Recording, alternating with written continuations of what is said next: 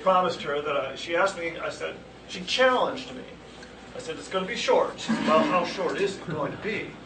And I said, it's going to be so short that for every minute I might go over 10 minutes, I will give her $1. Okay, the clock's right. All right. When are you starting? Okay, go.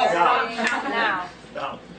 So today's quick class after Mass, or fast class after Mass, is called Worship by the Books. And we do worship by books. We have for a long time, but not always. In the 19th century, a movement began which came to be called the liturgical renewal movement. And it was led not in the Roman Catholic Church, but in the Church of England and in the Episcopal Church in the United States especially. And the goal of the movement, which was led by priests, monks, nuns, and scholars, was to bring the church's liturgy back to something closer to what it had been in the apostolic age. And so the hunt was on for the original Eucharistic service. The thinking was, at first, that they would find the first, prayer or canon of the Mass, and they figured that whatever that was, it got a bit longer and more corrupted over time. What we found, in fact, is that there was no original canon of the Mass. The Holy Eucharist, which has always been at the center of Christian worship, originally was simply a said prayer that was made up on the spot by local bishops. Now, the prayer contained certain parts that generally didn't change, like the words of institution and so on, right? And so, like when I pray freestyle, I have a few things I'm going through my head, components of the prayer, that I want to make sure generally are there. We'll talk about that sometime. And that's what the bishops would do too. But they didn't have anything written down really until the 2nd and 3rd centuries.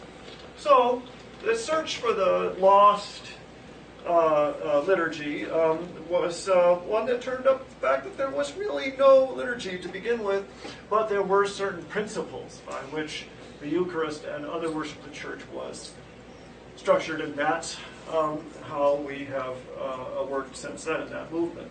However, it was fairly early after that period of simply said Eucharist that we did begin to have written, more elaborate Eucharistic prayers that a bishop would write and then share with his priests. Because priests are really assistant bishops.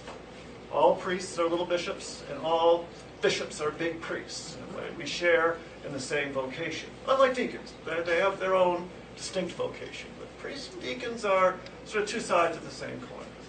So the bishops then would want to have all of their priests saying the same Eucharistic prayer so that everybody, in a sense, was engaging in the same liturgy. And so they began to produce sacramentaries and missals. So that's what I'll begin with. This is what we would call here in the Episcopal Church, sort of more prosaically, the altar book. Okay? But there are two kinds of books, which it's not the Book of Common Prayer, although a lot of it comes from the Book of Common Prayer, right?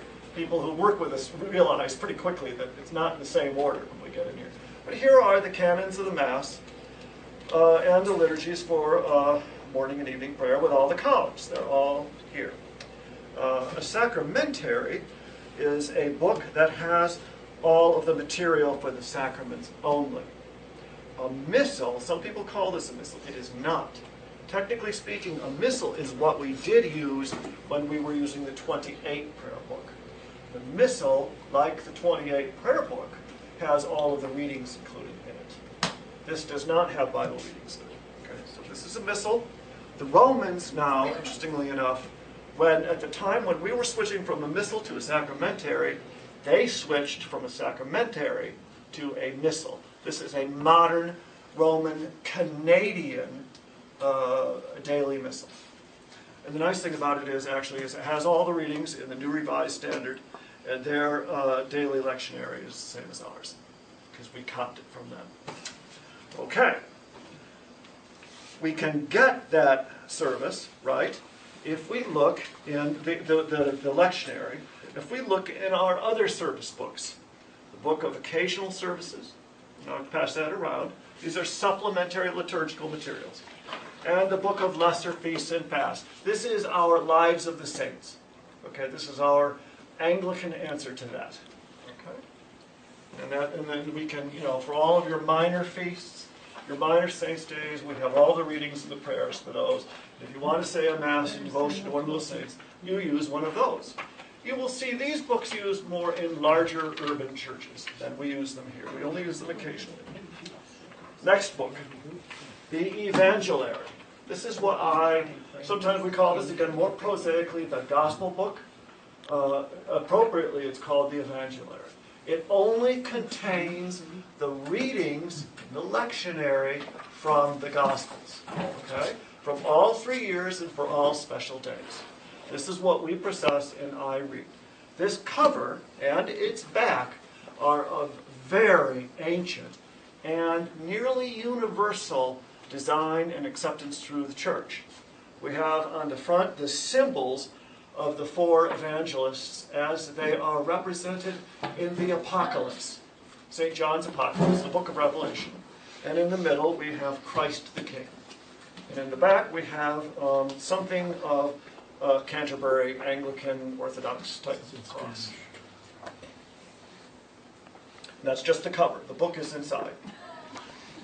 Thank you for that. Yes, we kept the cover. We had an old book that we used to go in there. And when we the lectionary, we changed the book. But we keep the cover and change the book. This is what I have added to our collection of books. Well, I have added the sacramentary too. We had a different kind of sacramentary before. This is the lectionary. A lectionary is not simply a list of readings. The original term, lectionary, means the book with the readings in it. And this has all of the readings except the Psalms, for every Sunday Mass, for the 3-year lectionary, plus all the special holy days. This is what we have up at the lectern instead of the Bible. This is what we're reading from now. Okay? So there's that book. These two are simply liturgical books on liturgical guidance. This is the popular, easy breezy one. Okay, and this is the hard, the old school Anglo-Catholic serious business one. Guess which one's my favorite? Serious business. Of course.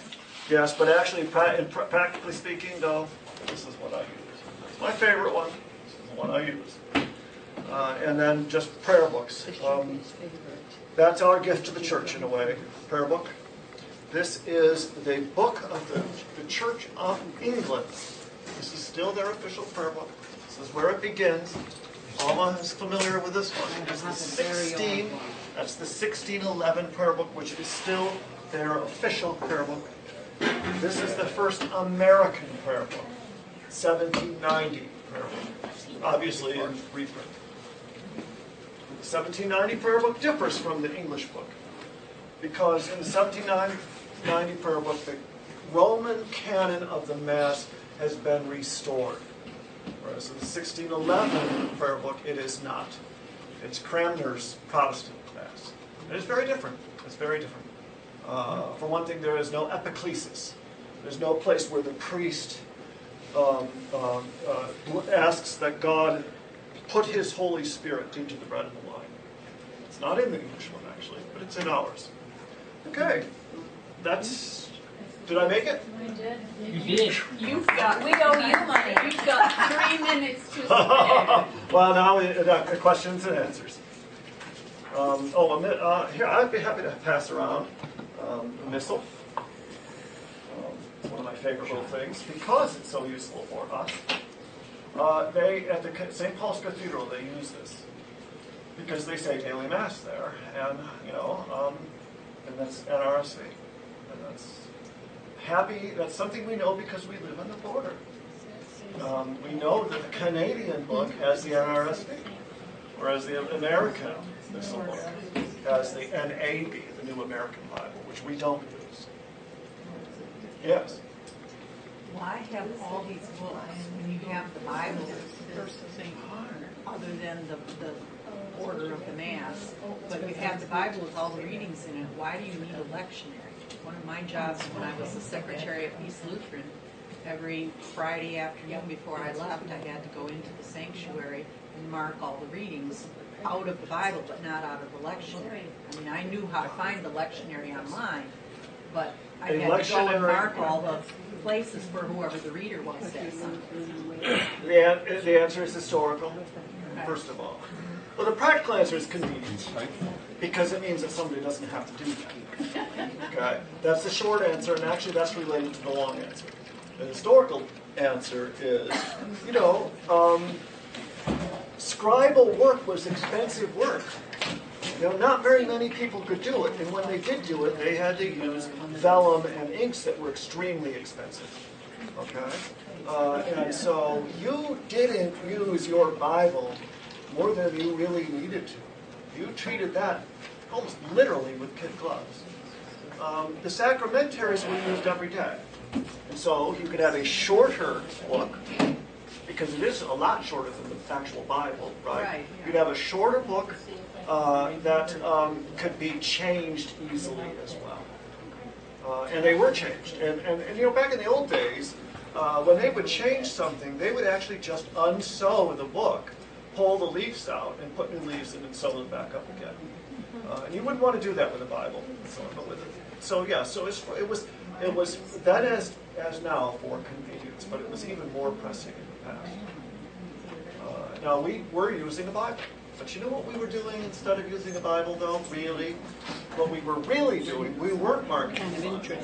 We were printing the pages off from the internet, which is what everybody does, and then paper clipping them inside the Bible.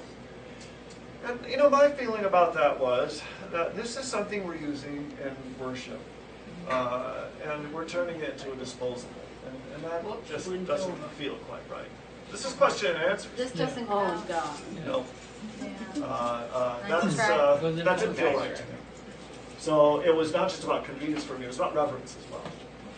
And that's why I wanted to switch to a bound sacramentary as well.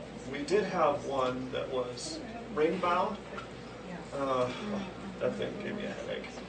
Those things are meant for a specific purpose. They're for churches that have complex and ever-changing liturgies.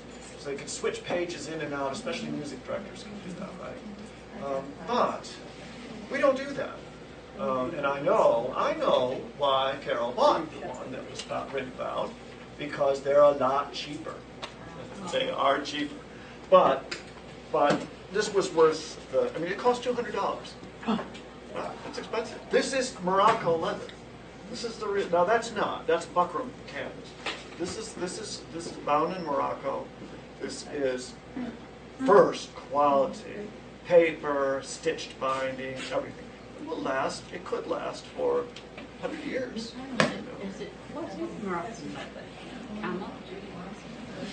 No, I think it's cowhide, but it's the finest quality leather you can get for bookbinding, because it's just beautifully smooth and supple. So not only does it look and feel great, it lasts and lasts and lasts.